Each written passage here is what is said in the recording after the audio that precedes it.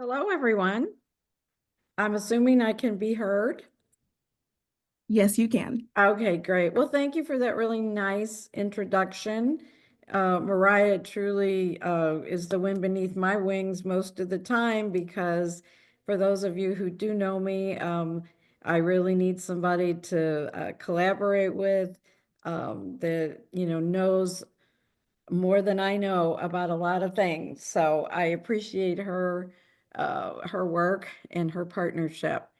So we still have people joining, and I decided that now would be a really good time to review some of the finer points of being an advocate, because as some of you may know, and some of you may not, the state sessions, legislative sessions are starting. Some states, aren't in session yet, but many started back up January 6th and will continue through April, starting up. And there's a lot going on at the state level in childcare advocacy.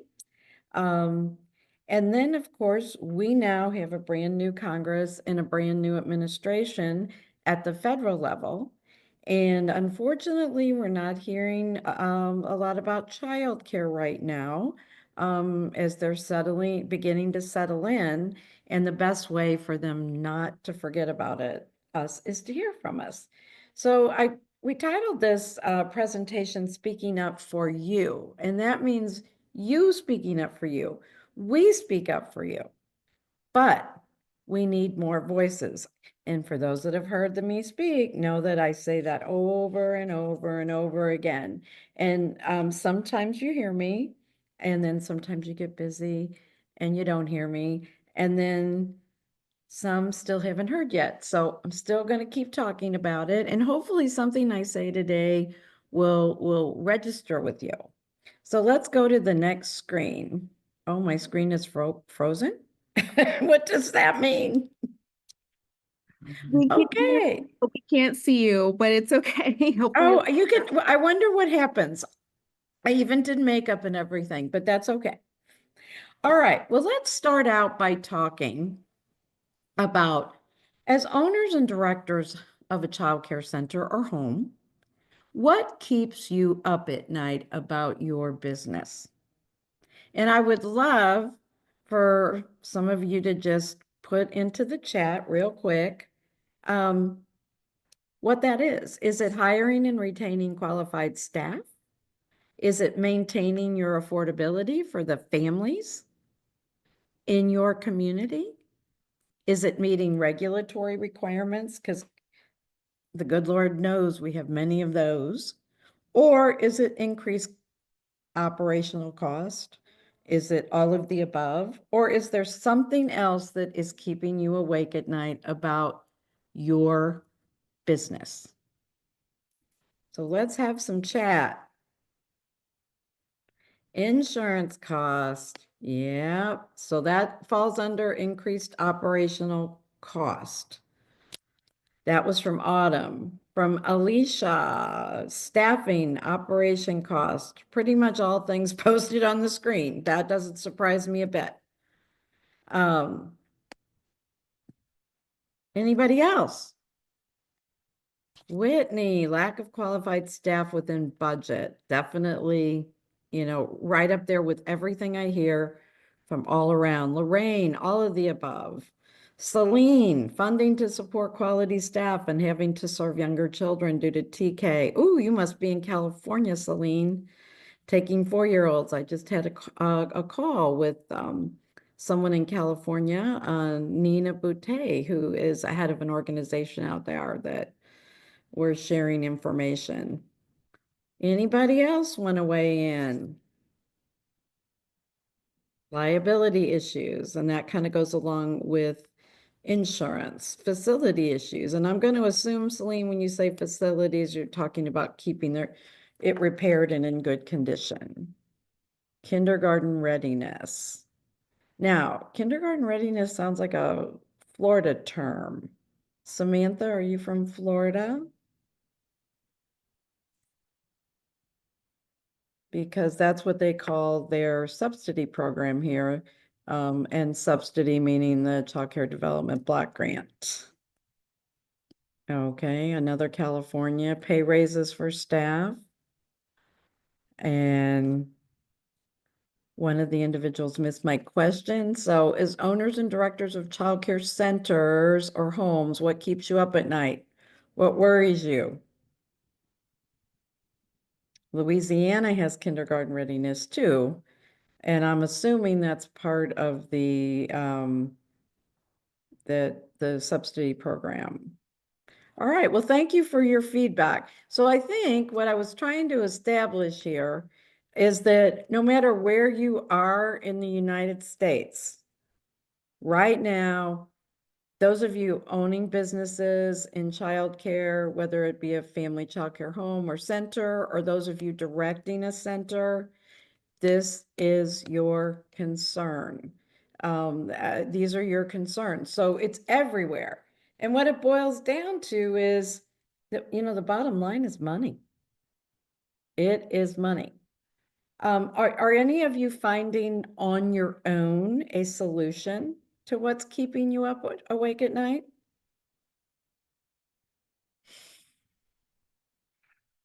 I'm assuming, since I see nothing in the chat, that you have nothing to share as to finding a solution on your own. So let's move on. Okay, I want you to hear me when I say you alone can absolutely not fix what is broken about the childcare system, because there are huge issues with funding childcare and early education at the true cost of care everywhere. There is high operational cost to maintain a safe, healthy, and nurturing learning environment for children everywhere. And due to high operational cost, many parents cannot afford to pay the true cost of care everywhere. So not only are subsidy rates too low in the majority of states, we also have the fact that many of our middle-class parents can no longer afford what you have to charge. And so that means we've got to do something else together to help fix it. And no one thing is going to fix it. Trust me. And I see where, increasing enrollment, certainly. I was an operator for 40 years. And well, 36, sorry. I went on to work in other areas of early childhood, and I'm still doing that, and it's 44 years later. But I always said enrollment cures all ills. But if you don't have the staff, you can't enroll. If your environment is not in good shape, you may end up getting in trouble with some of your regulatory agencies, and therefore you might not be able to maintain your license. So while I would never underscore that increasing enrollment is the way to fix a problem, there are places in the United States, and there are many of them, where we can't increase enrollment because there literally is not enough qualified staff to recruit or to retain, because we are the job sometimes that people take until they can get the better paying job. And that's with our entry-level employees. And we are losing our credentialed people. And that's a common problem. And we're losing them to programs like, TK in California and pre-K in Oklahoma. Because once they get degrees or even, CDAs, certifications, they can make more money, work less days, get more benefits, actually have a retirement plan. So let's go to the next slide. So what is the solution? And again, no one solution is going to fix childcare, but we have to start somewhere. And we know that we, the providers, cannot fix it by ourselves. because it's a broken system. The math does not work. And one of the reasons that the public school, is stepping in and taking over our business is that, you know what? They don't pay property taxes. They get, more money per child than we do to, do the same thing so they can pay their teachers more and give them benefits. And we have sat back and complained about it, but have we really, really done enough, to be heard? So the simple truth is it's going to require you as a childcare owner and or director to come together and speak up in one big unified voice. And one of the ladies that's on this call today, Barbara Tidrow, hi Barbara, thanks for joining, certainly could have given this webinar because she was our Advocate of the Year last year, NCCA's Advocate of the Year. Congratulations for all the work that she has done, not just last year, but for years. And her number one is you got to show up. You got to show people who you are. And I hope if you had a chance to read our newsletter or see our announcements on social media about Barbara's success. And as a result of Barbara and others like her, New Mexico really does have more of what everybody else needs. And I'm always willing to talk to people and share that or hook people up with Barbara because she's willing to talk to people. We also have Whitney on the call. Her and her husband were our advocates for the month of November, I think. And again, these are owners and operators in Oklahoma, that are standing up for their business. And while they're standing up for their business, they're standing up for yours. And when you stand up for your business, who are you standing up for ultimately? What's your greatest passion? What do you love about your job? Somebody want to tell me? Is it spending time with the children? Yes. That's what you love. So when you're standing up for your business, you're standing up for the children in the community you serve. And this is what you have to get comfortable with. So why you speaking up for you makes sense? Let's look at those reasons. Next. Okay. What you do is invaluable. And I know you know that. We started, actually getting recognized as essential as the childcare industry during the pandemic. Well, we know we've been essential for a long time. And actually, we kind of had to insert ourselves into that essential position because we were left out in the beginning. But then when public schools closed and we stayed open and cared for children during the pandemic, and actually, in some cases provided coaches for the school-age children so they could do their virtual schooling. It was like, oh my gosh, these people are important. Now it's kind of dying off because, we haven't put ourselves out there enough. Enough of us haven't put ourselves out there. So what you do is essential to the well-being and future of children and families. So that's number one, why it makes sense for you to stand up. Your expertise matters. You bring so much knowledge to the table that can help decision makers understand that childcare is far more than babysitting. I know it shocks you, but we still have a lot of members of Congress that are in their golden years. And since I'm in my golden years, I figure I can just say that, that really think, one, you're just a babysitter, Or two, you know what? These kids, their mothers ought to be at home. But they don't give us an economy that we can stay home. And frankly, why should we have to stay home when we have educated ourselves and prepared ourselves, to be able to contribute to the workforce?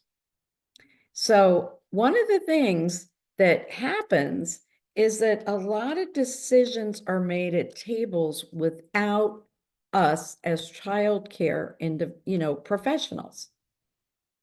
And we're not invited. You got to just go and show up. And I know Miss Tidro out there in New Mexico would say, not just at childcare, meetings, and not just when childcare's in trouble. In other words, you got to, right now we're in trouble, so you got to get on the bandwagon. But when we get out of trouble, and it's going to take a while, stay in there, because there's always going to be something that comes up, and we need to be represented.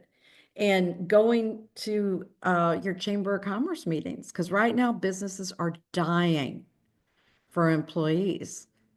And I know when they meet, you, and I know when they met Barbara, over the years, it helped her grow her business.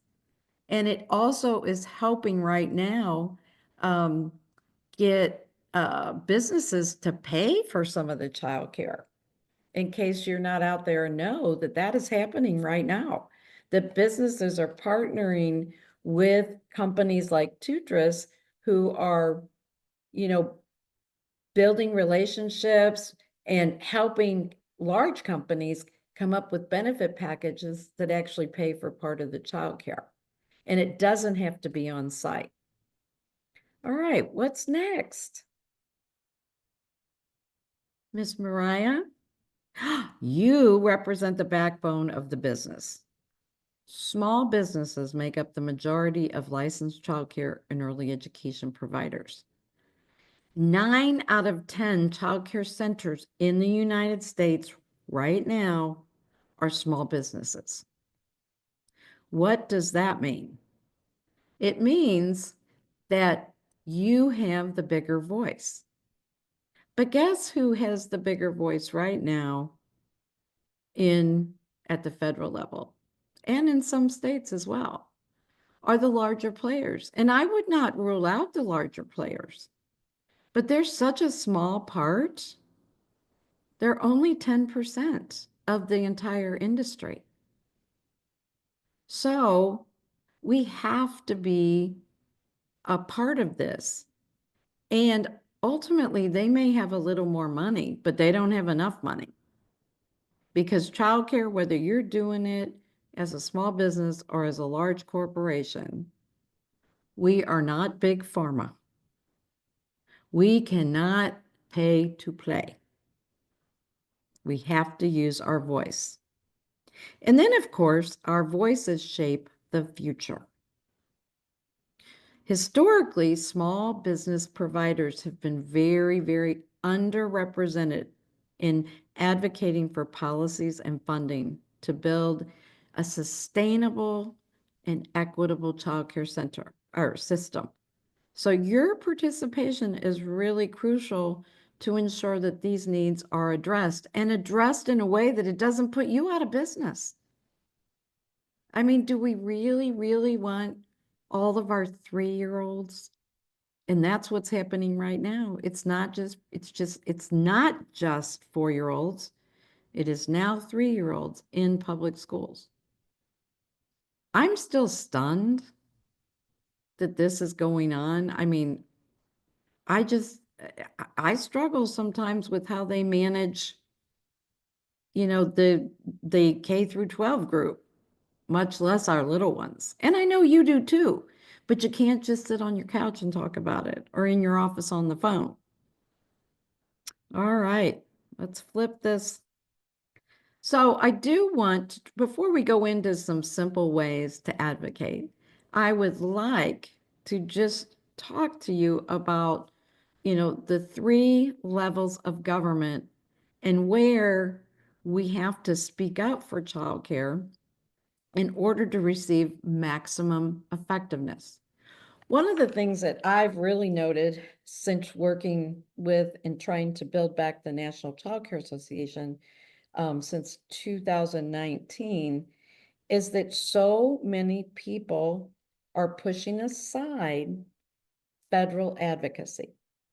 And I understand that, you know, it's far away and it's easier to do what's going on in state. But if we leave out any one of these three, if there aren't enough people doing this at all three levels, we're gonna continue to struggle. Let's start out first with what's the first level? You have a local, local level of advocacy, and we're seeing a lot of community initiatives where different groups in communities are trying to raise up, childcare to have more centers, and therefore their community have more accessibility. Well, accessibility is great, but if you don't have teachers, guess what? All that does is split a piece of the pie. So when the local groups are, meeting and talking about childcare, somebody needs to be there that actually runs a center to say, well, while we're talking about trying to have more childcare centers and startups, we need to talk about how to make sure there's going to be enough teachers to teach. So making sure that somebody doesn't put a cart before a horse. So, examples of local advocacy, if you're focused on immediate, group community specific improvements, local advocacy can typically have the greatest impact more quickly. But again, think about all of the communities that are so small that can't help themselves. And they're going to rely on state and federal level initiatives in policy changes and funding. Is there anybody on the call that is doing something with local advocacy that they'd like to share? Because I think Mariah can make that happen, right, Mariah? Make what happen exactly, Cindy? If somebody wants to share. Oh, absolutely. I would like that. Yes, if there's somebody on the call that would like to speak about something, that they're doing at the local level as far as advocating for their, the childcare industry. If anyone would like to speak, I can give you permission to speak. All you got to do is what, raise their hand or put it in the chat? Raise your hand or put it in the chat and I can give you permission. Barbara, go ahead. Yes, I knew it. Thank you, Barbara. Hello there. Hey, Barbara, thanks for joining. I can't, I'm on my iPad and I normally don't work on my iPad so I don't know if I'm on video or not. No video. I'm not even on video, Barbara. Okay. Oh, yes. Yeah. Okay. That's why there's no option. There we go. Okay. Yeah. Oh my gosh, you guys, it's been a long day. Anyway, one thing that I did want to talk about was, at the local level, I have really started working hard with our Chamber of Commerce and getting them to understand that new businesses coming into the community, when they're looking to buy land or they're looking to see whether or not, I'll use Whataburger and Amazon as an example, whether or not they should move to your community, one of the first places they go to is their chambers of commerce. And they talk to the director and say, what do you have available? One, for real estate. Two, what's your population? Will you be able to find the workforce? What I flipped that narrative about is telling them, you need to talk to them about, we have childcare available and where you want to go. And the example with Amazon, the reason that they chose where we opened up a big Amazon distribution center, one of the reasons they chose to put it next to one of our facilities, we had just expanded and put a new facility, was because there was going to be childcare available for their workers. So we've got the chamber now talking to new businesses about childcare, saying, don't worry, we not only have a workforce, but we've got childcare for that workforce. And we're lucky in the state of New Mexico, childcare is free. There's no copays, there's no taxes, and you can earn up to $145,000 a year and get free childcare for a family of 4. Because So people these advocate. businesses coming in, that our Chamber of Commerce is taking my wording and telling them, that's why Amazon chose Farmington over Albuquerque. Which when you look at we're very small rural, but for them to choose that because we had the options available for them. And the same with Whataburger. When they chose to come, they knew and they collaborated with us right away. And we held a one-day workshop for all of their employees when they were doing the hiring on telling them about what availabilities we had for childcare. And we got them to childcare assistance applications on the spot, help them get childcare as part of their benefits for getting hired. Well, we appreciate your input. And if you want to know more about Barbara and her campaign or her advocacy to get to the point that New Mexico does have free childcare. And remember, Barbara's an owner of, is it 6 centers, Barbara? I've got 5. 5. Yep. 5 centers. And the state is paying for families of 4, correct me if I'm wrong, Barbara, that make up to $121,000 a year. $140,000 a year. 140. And Yep. again, there's a big story behind that. And if you want a copy of our article about Barbara as the Advocate of the Year, put your email address in the chat and we'll make sure you get that.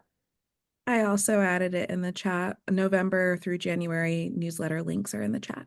Okay. Because there are people doing this and we're trying to help everybody know that it is getting done.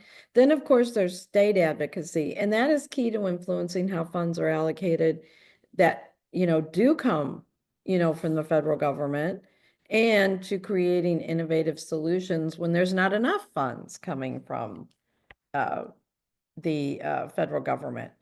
And if you're looking to influence how funds are allocated or create solutions, state advocacy is the key.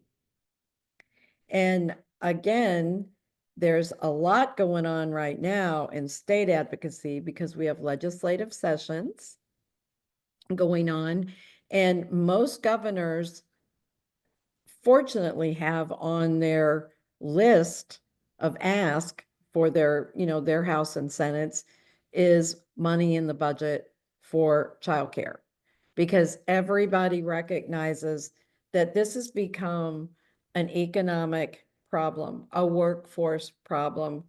And unfortunately, when we talked about brain research and how good things, having children in childcare and early education programs, how good that was for kids, we've been singing that song for 50 years and it's not working. So what is working is the economy, and most legislators love to hear from small business owners because that is the backbone and that's who you are.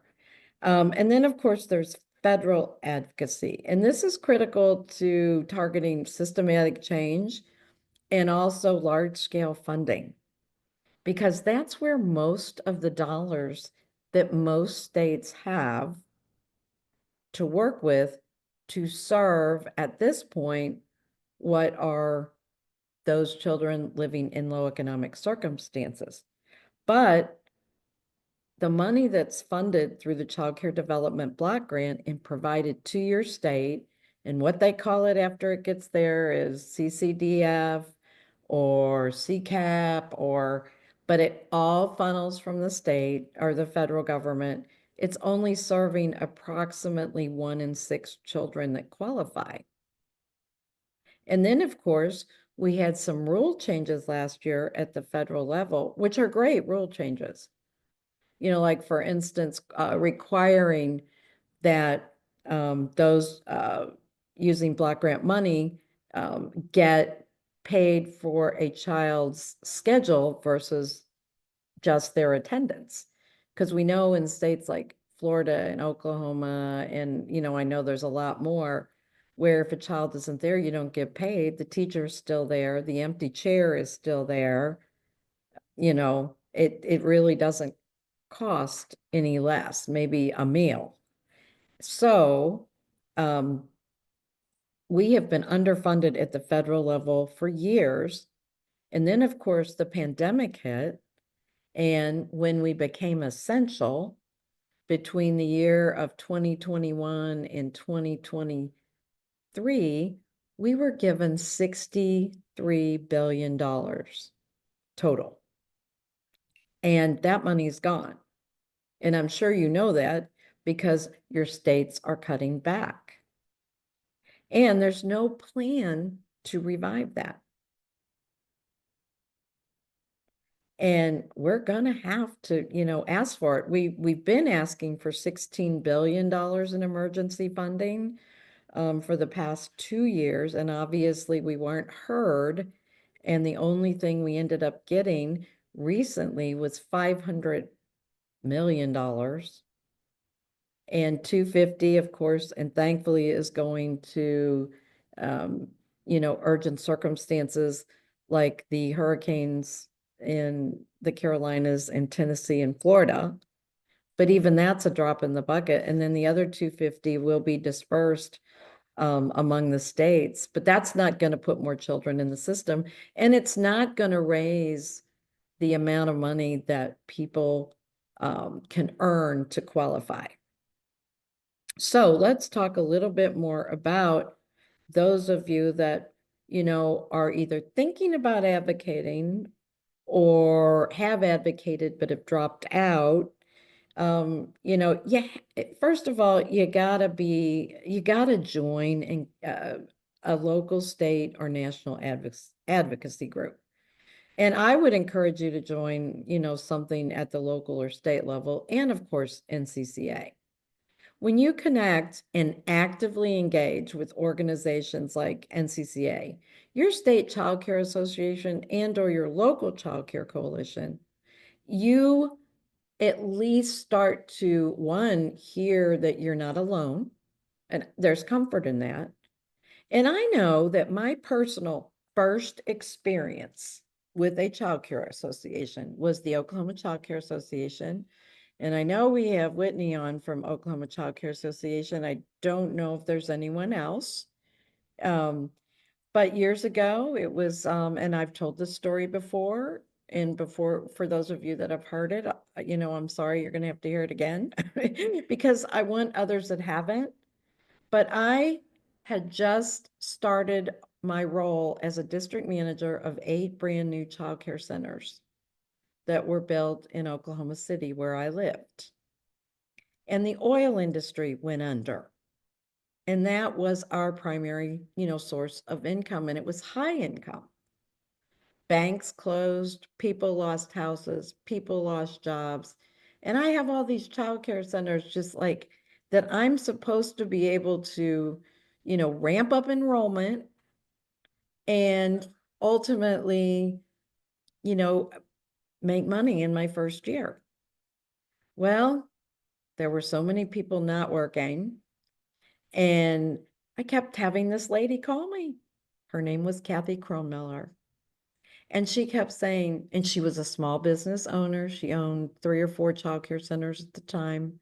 She kept calling me and saying, we need for you to come to our Oklahoma Child Care Association meeting. We are working together to see what we can do to make it through this, crisis.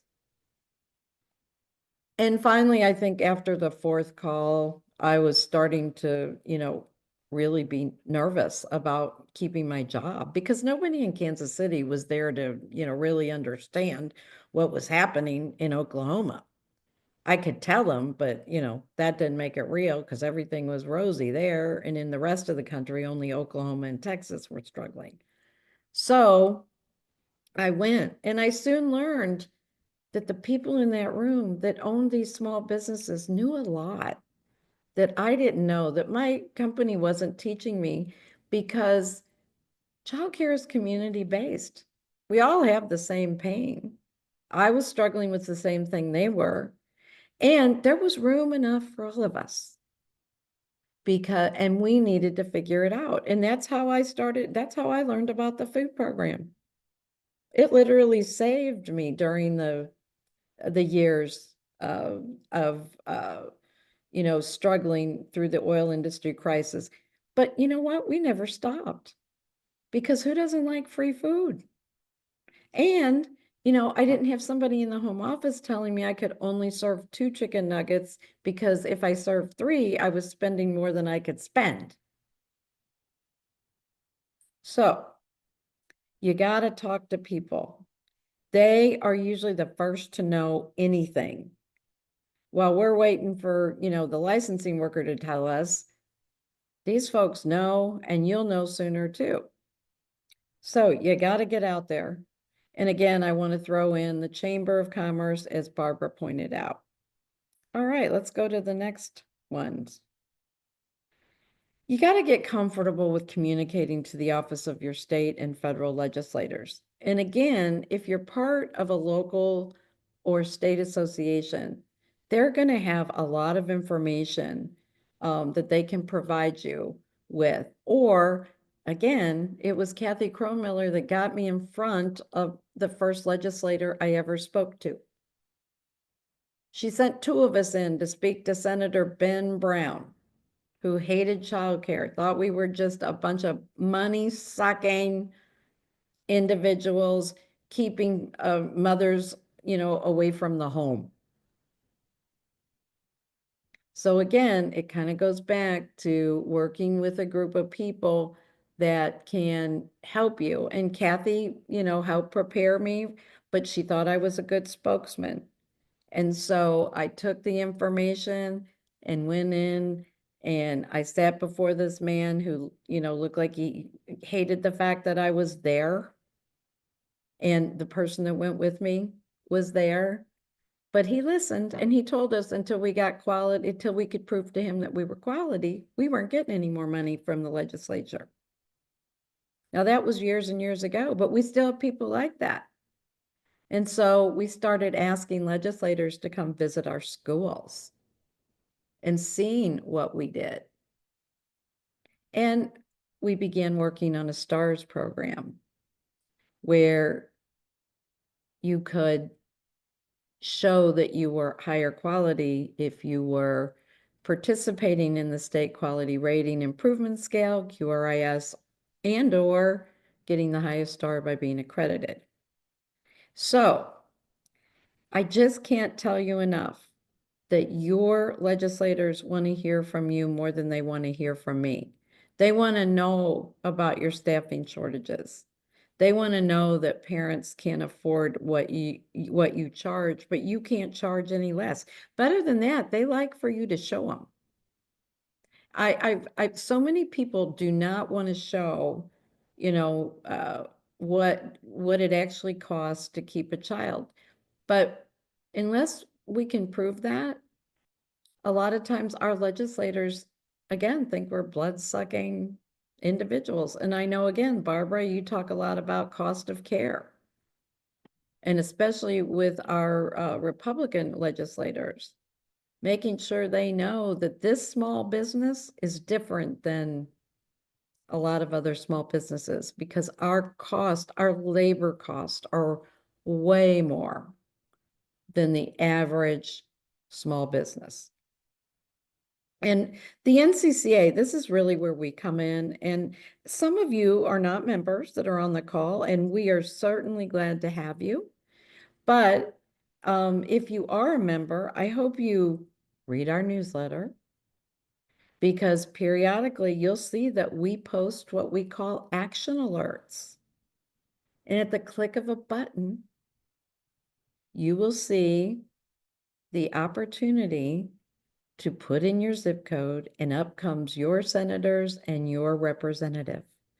And you can either send the message that we have pre-written, or one of our partners has pre-written, or you can do both. You can send your own message, and you can send the pre-written. but they really like to hear the stories. And if you don't like to email, you can call. And you're not going to most likely at the federal level get to speak to your legislator, but you will get to speak to one of their top, aides that have been appointed to talk to people about very specific subjects. I know that one of my federal legislators, Senator Rubio, Marco Rubio, I'm on a first name basis with his uh, right-hand man on education and childcare, Hunter Kiosk. We don't actually see eye to eye, but he still hears from me a couple of times a year. And again, one of these days, enough people might call Senator Rubio's office and it might make, it may come to the top of his list. We just can't give up. But I would highly encourage you to think about if you don't have time to, be out and about, but we'll talk about that in just a minute. Definitely, you want to be a member. And I know that local childcare associations do it too. They do what these action alerts where you can, at the click of a button, either, get a letter to sign and send to your state legislature. We have to see, it is so critical to see that your business success relies on advocacy. Unless you're in a really high-end neighborhood and everybody's be able to pay high rates, but that's not a large portion, of families out there. Most families are scraping by and looking for ways to cut. All right, next slide.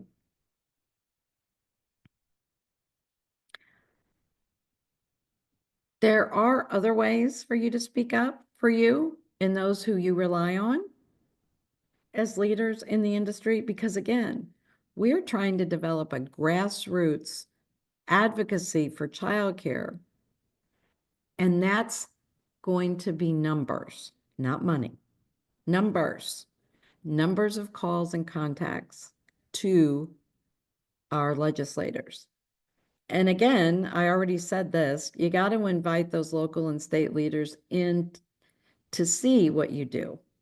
And Whitney, I think you just had somebody come into your program. Can we give Whitney the ability to speak?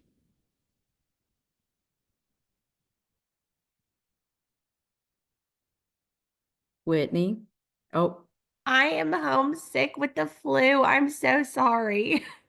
you know what? You don't have to talk, Whitney. I'll talk for you, but God bless you for joining. You and Barbara are great advocates, and I know we have other ones on too, but you're two that I've personally interacted with and I respect so much. Whitney owns 2 or 3 centers in the Tulsa, Oklahoma area, and her high quality accredited centers, same as Barbara. And again, she's on the call even though she's homesick with the flu. But again, she just invited, they're having a lot of issues in Oklahoma with getting their legislature to approve more money for childcare. In fact, they had some mismanagement of money, and it really is hurting providers and families. And anything that hurts a provider, y'all, hurts a family. And that's what you got to think about too. Advocate for your families by advocating for you. It's like that old adage, if you don't take care of you, you can't take care of anybody else. But I know Whitney just had a month or so ago, invited a legislator in to see what goes on in her center, because we have to paint that picture for them. All right, let's go to the next slide. When you are speaking up for childcare and early education, and you want to just cover the basics, these are 3 talking points and policy solutions. They're very broad. They're not data, and I can come up with anything you need to talk to your state legislators as far as data, how much money they spend, how much money they don't, how many children aren't served. And those are all things that are helpful.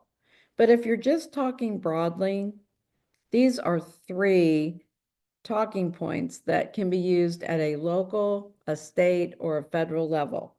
1, investing in childcare and early education leads to a more skilled workforce and stronger economic growth. That goes a long way with our, legislators, because small businesses are the backbone. If I'm going to talk to Governor Scott or Senator, he used to be governor, Senator Scott's office in Florida where I live, that's what I'm going to talk about. High quality childcare and early education reduces the need for remedial education and social services later. So let's pay for it up front, and we will get a return on that investment for many years to come. I always think about the old Indian adage and wisdom, and I never can remember the group. But it's like what we do today makes a difference for 7 generations. And we've been doing the same thing for so long that we're still getting what I think, got 7 generations, or not 7 generations, but I know since the early 60s, we've been, fighting for a child care bill that will fully invest, in child care. Since, President Nixon was there. He vetoed a child care bill in 1971 that passed the Senate and the House. And we haven't had really anything come up since that of any magnitude, well, except for Build Back Better. And it didn't make it either. Accessible, affordable childcare empowers parents to participate in the workforce, which ultimately gives them a boost in income and reduces their reliance on social welfare programs.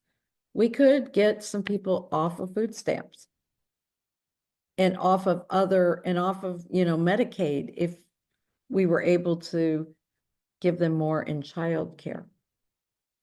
Some of the solutions that we have before us are increased funding, of course, for the Child Care Development Block Grant, so that we can raise reimbursement rates to reflect the cost of care, and even get some of those middle-class families included like they are in New Mexico. Barbara, you're just going to have to do a webinar for us and describe that whole program. And then, of course, enhanced tax credits for employers who contribute to their employees' childcare expenses. I mentioned earlier that businesses are more open now to doing that than ever before. And you might have a local business that you could even talk to without bringing in a third party like Tutris. And if you want information about Tutris, they're one of our business affiliates, and that's one of their specialties. Years ago, it was strictly on-site centers, but now we know that smaller employers don't need on-site centers. They just need employees, and they need somebody to take care of the children of their employees, but they can't do an on-site.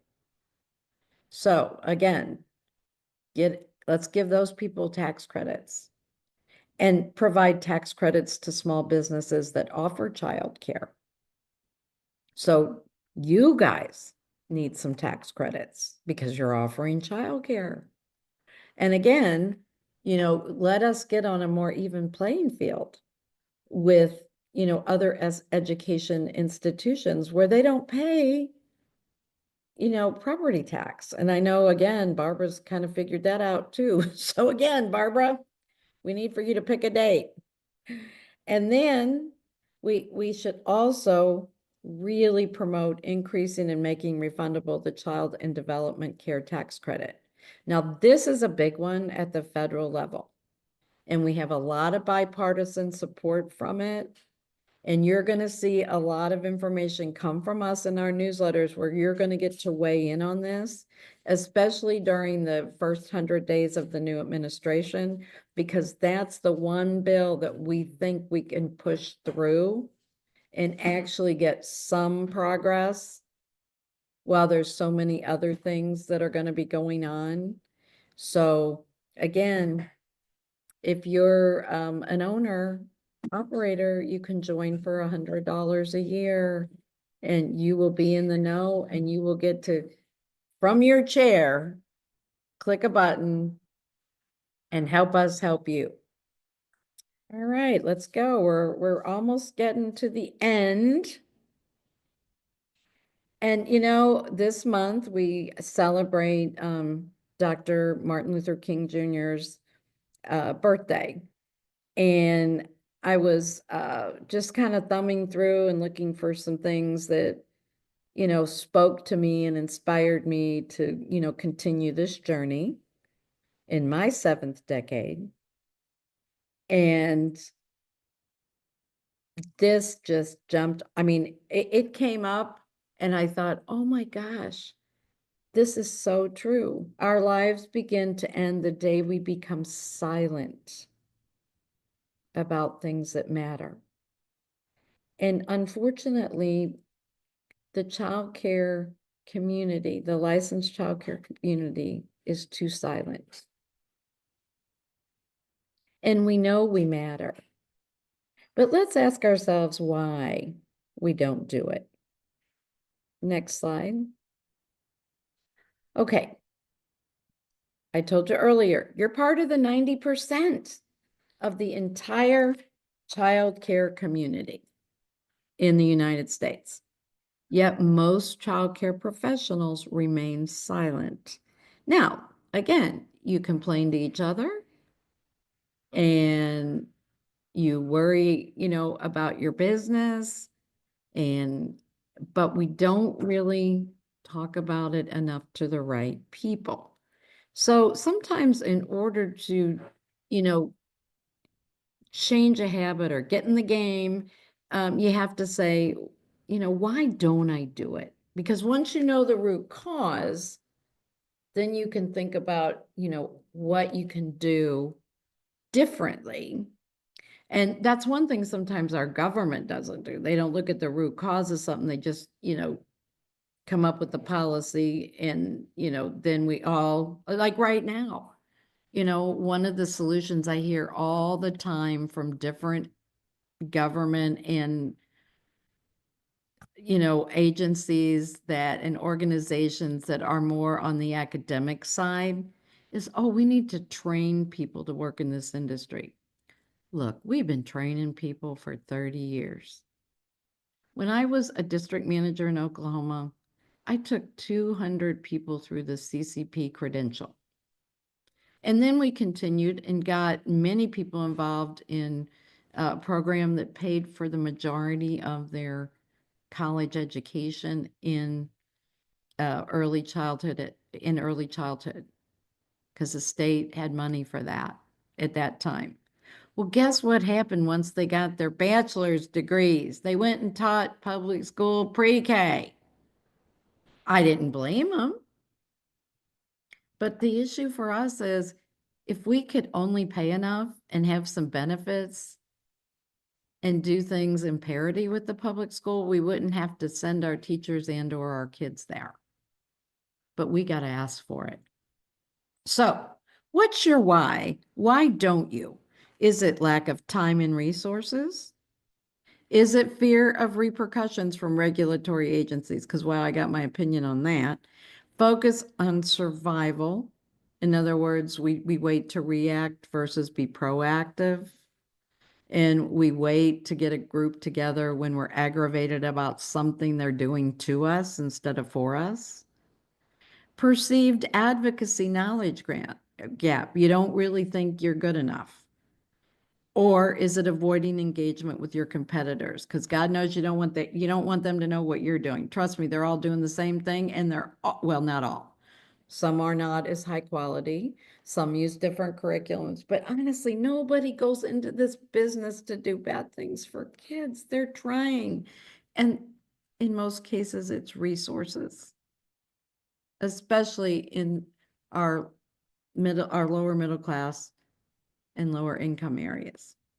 So I would love for a couple of you to volunteer to tell me what is your why? And as you've listened to this, have you given any consideration as to what you're going to do differently? That's a big ask for somebody to stand up and say, yeah, my why is lack of time and resources. Nobody wants to go there, right? I don't see anybody chatting. Okay, well, I'm just going to say this. Well, we have a couple in the chat. Oh, One great. that mentioned that the advocacy knowledge gap and the focus on survival. And then providing high quality care to the families may not be able to, may not be able to afford high quality, but also providing incentives. And there's various other things. Okay. So, all right, perceived advocacy knowledge gap. Did anything I say here today help that? And if it didn't, I would love to hear from you. I'm giving you my email address and my cell phone number at the end of this. And if we need to talk more, then we can do that because that's what I do. And we can brainstorm. I like what Mandy had to say. I think we focus too much on enrollment, need to fix other issues inside of our business, not just a childcare thing, it's a business thing. Well, yeah, if you're going to meet the needs, like enrollment, we always used to say where I worked, there's a front door and a back door. And if you get the enrollment in, are you keeping it? Because if our business isn't solid enough and we're having to cut corners and we're flipping the infant teacher, every, 3 months, you're not going to hold on to that enrollment. So that is a really great point, Mandy. And again, we can't fix this by ourselves. You cannot fix this by yourself. It's a broken system, and we have to ask to be a part of, the conversation and a part of what, that share the experiences that we have. I mean, we have to keep saying, what can we do? If nothing else, when you go to a local child care association meeting or a coalition meeting, or even, the Chamber of Commerce meeting, because you're a small business too, is to say, we are not going to do better until we figure out how to quit, losing teachers that really want to work in this industry, but cannot afford to. What else did we have in there? The perceived advocacy gap, again, our newsletters really give a lot of tips and highlights. But again, and I can do that one-on-one. Our newsletter can do it. When you're sitting, I learned to advocate from my friend Kathy Kronmiller.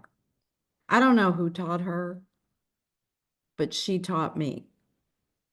And this industry lost one of the greatest advocates when they lost Kathy Kronmiller to COVID in 2019. And I am going to keep talking because she taught me. And I hope that there's at least one person on this call that will keep talking. Well, I know Barbara and Whitney will, but maybe someone else that I've not met, until solutions are found and we are heard. You just got to get rid of your why. And maybe don't speak up at first, but show up now and often. And eventually you will get comfortable. And there are people, I know when I was part of the Oklahoma Child Care Association, there were people that were really good at sitting at the table, and amongst us, we would come up with what we were going to ask our legislators for and the information. And then there were those of us that presented it. Not everybody is a presenter, but you can play a role. You can ask your parents. When you have to raise rates and they're upset with you, hand them the name of their representative and senator and say, these are the people that we need for you to let know. But let's do it. I'll write a letter for you to give to your parents so they can mail it to whoever they need to mail it to. We've just got to drown our legislators you know, in with information that we want to be heard and we want to be a part of being heard. And we have to do it in a unified, professional, and respectful way. And we do have to come up with solutions. And that's one of the reasons why, I talked to you about some general solutions, but we have states that are really, I know Texas is working hard with lots of different people, members of their, association who are owners, but also the Restaurant Association. They're pulling together different organizations, small businesses, and working together side by side to have a plan to present to their legislature. And there's probably somebody out there doing that where you are. And if you don't know where to find it, I'll try to help you. But again, one of the statements that always has spoken to me is once you do the best you can until you know better. And then when you know better, you do better. And doing better in this industry is it really includes advocacy. And you have to make time for it. And again, it doesn't mean being out of your school all day. Sometimes it means being on a webinar. And this is my information. Help me help you. Help me help you. And is there anything that anybody on this call can think of to share that you would like to know more about, whether it be in newsletters that we put out? Or do you have an idea you'd like to share with this group? Because we're also collaborating. I'm doing most of the talking, but we left a few extra minutes, for some of you to weigh in.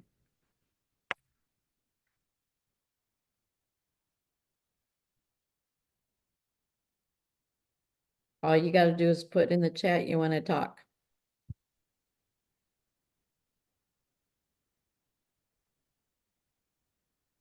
If you don't want to talk, right now or anything like that, like Cindy said, she is very ready and willing and available to touch base with anyone. So if any of your questions or concerns or comments come to you after the fact, feel free to email her. And I will make sure all of her contact information as well is shared in the follow-up email that goes out to everyone. And we appreciate everyone just sharing, so far your thoughts and experiences, and everyone seems very much empowered, but there's several people in the chat saying that they feel empowered now to move forward. So I'd say that's a mark of a really great session. All right, and I'm starting to see a little chatter here. We do have Lorraine and Scott from Oklahoma, and Angela and James from TLCCA.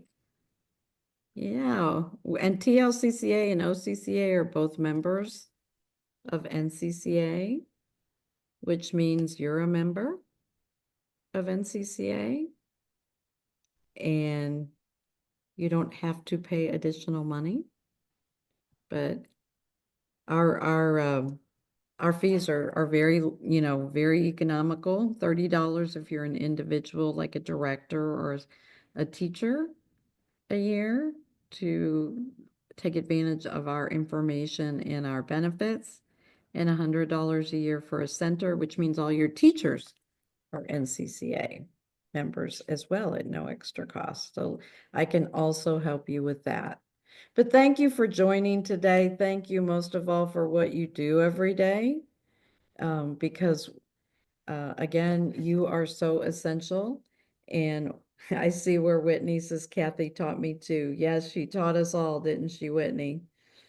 And again, and that's why Whitney's here too. I'm sure she's wanting to pass it on. And she also knows that what she does is important, and she's making sure her legislators know. The decision makers have to know. So let's see, Andrea Ferdinand, is it Andrea Ferdinand? It says here that have them tell their stories. Legislators want to hear from them. Definitely. Is that something you already do? Andrea, you're in California, right? If not, it sounds like you're committed to doing it. And again, if I can help, let me know. Well, I hope you all feel a little more empowered, to take your first step or a new step towards advocacy, maybe, to turn up the game a little bit and get your parents and teachers involved. Because when educators want more money, they need to know what it's going to take to get it too. So I will let you all go. I know you're very busy. Mariah might have an announcement or two. I don't know. But I sure appreciate having you all here today and knowing that we probably got a few more advocates than we had before we started.